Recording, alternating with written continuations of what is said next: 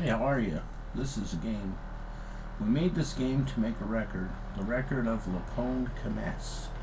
This is in about 2038 or 2035, as we guess it is. There was a way we see a war, and slightly after it, there was a place out there where there were many strange ways, and they all kind of grouped up in this group of mansions out there, and one in particular was crazy. They called it the Maniac Mansion because nobody in it was saying it.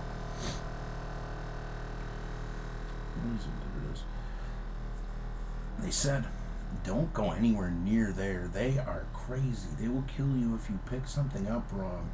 They don't know any way we see. He said they must have come from the underworld or the sky or somewhere.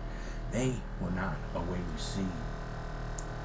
They said there is a thing there that is like a tentacle that talks, and there are many other ways we don't see any way we see.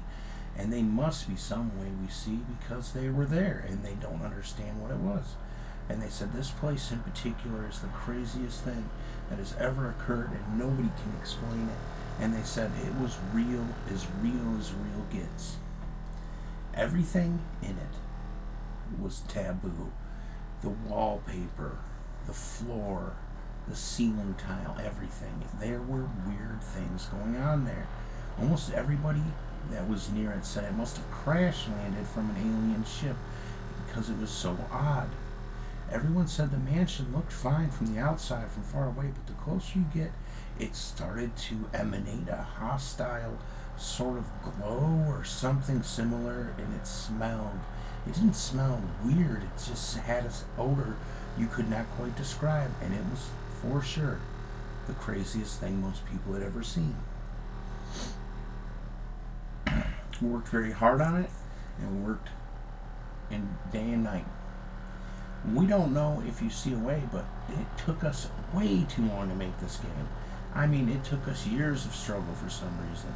And we tried very hard to remember all of the stories we knew from it, and they just two steps back, one step forward. And eventually we're like, hey, it's pretty good. And we put it out, and it was actually like a hit. And they said, no way, this game is actually good. And they liked it a lot because you can't win. You just get a little better every time, and that's the way we made it. And the idea is that you can win. You just have to do everything perfectly. Exactly. The idea is that in it, there is a cast of people, and that's who we see. And they were not any way we saw, and no matter what, they were who. And we said they couldn't have been any way. And that was exactly how we tried to design it, so it was odd and offbeat. They said it's this house, and they said it can't be like this house. They said this exact building is listed here, but they said it was twice this size. It had a fore and a rear and an up, and it had an in, and there were at least 33 basement layers. They said it was beyond compare. It had to be the biggest house in the world because you couldn't see it from anywhere but right in front of it for whatever reason, and this is how they designed it, so that when you got up to it, you just noticed its immensity, and you would see that there's really nobody in it. You could just walk right in. We said when we put this together on the old Commodore that this is going to be the biggest game for it, and it was for a short period until another game came out that was about twice as big, and that was normal then. And we thought it was good, and we thought, hey, you know what, this one will be okay. And we put it on the NES, but it was slightly mid-map short, and it was fine, but in the end we were quite upset that it didn't fit. We took it and made it again, and then we made it a third time, and by the fourth time we're just like, okay, I'm done remaking it, because we wanted to add stuff, and then we'd have to do a re-release on the Commodore, and we didn't want to do this.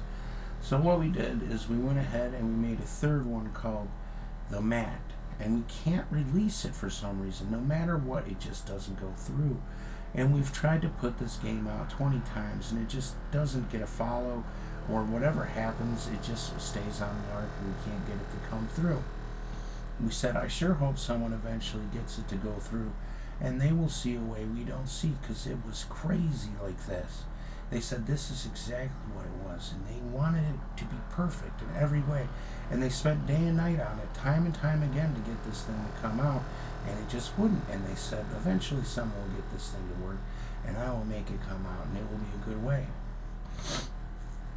After about 19 years, we just gave up. We were like, yeah, I'm just tired of adding stuff to it, and it broke. This piece of shit. And he was talking about the arc, and everyone knew it was that. And we tried not to look at it anymore. And occasionally, someone would say, I added a couple more rooms. And eventually, he said, this has to be it. And it's got 33 basements back and forth, up and down. What have we possibly missed to it? The reason it seems to divulge our intellect is that when we try to see what it is, it has a way of shifting in some possible way that there was something there that wasn't there the whole time, and that was what the issue is. That there was some portal that no one could perceive, and it kept moving things around when we weren't there, and if you touched it, they would freak out because they knew not to touch that.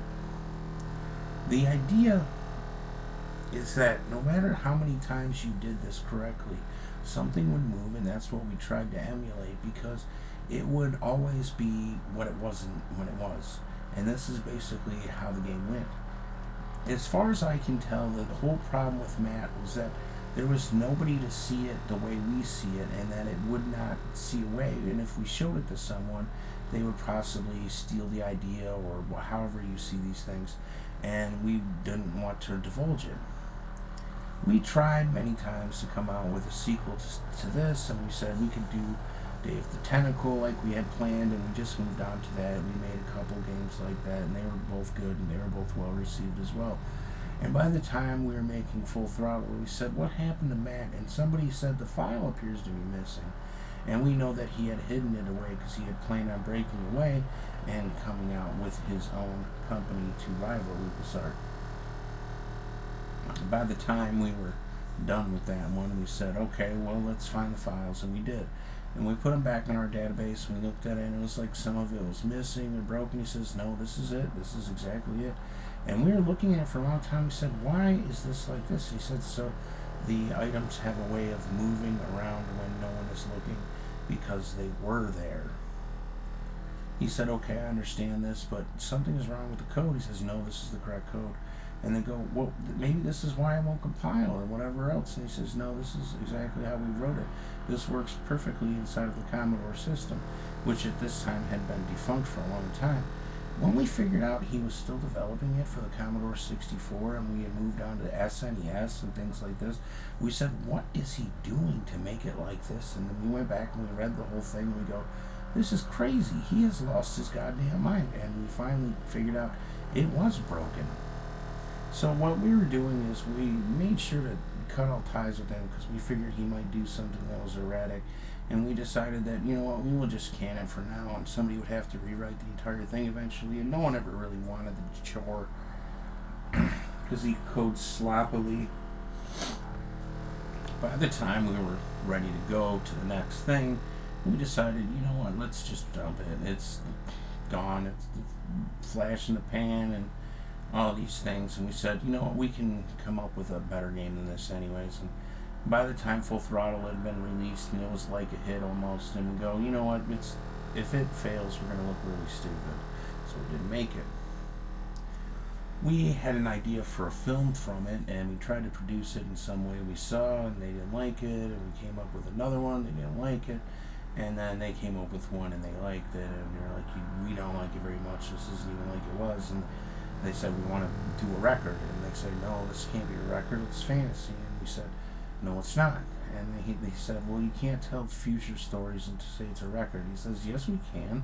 We're on this fucking arc. And the guy goes, like, we can't talk about the arc here. We don't see a way. And he goes, look, man, that's how it goes. Why don't you deal with me correctly?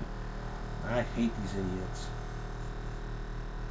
When we are done with the entire thing, we just go back and we look at some of the things, including Matt and Forkator. And Forkator was supposed to be like a run-and-gun style shooting, and it was telling the story of how these guys had this adventure in the Oronoque, Risonamem area, and we tried to code it perfectly so it wasn't like obvious what was happening. And somebody said, this is quite obvious. Even the skyline and everything looks obvious to me. And he said, if you've ever been there, you can tell what it is. And he says, like, well, maybe that's the problem. We just have to change it. But I don't want to change it. I want it to be like it was. I want it to be like a record book. It's at this point in time that somebody around here was messing with the Star Wars title, And he goes, you know what? If we make it like this, they'll never see what it was that way. And he goes, why don't we just do that? And then we can just release it as a Star Wars title, and we just go, you know what? That's not a great idea. I don't like it. So what he does is this exact thing, and he releases it on his own for the SNES, and it was The Empire Strikes Back, which was nothing like The Empire Strikes Back, and then we changed it so it wasn't like that, and now it's some game that doesn't make sense. And so we just stuffed it in there, like, yeah, it's an SNES title, action beat 'em up. So the thing is, we've had so many problems here with the way we make these records and how we decided to do all these things here at the film company.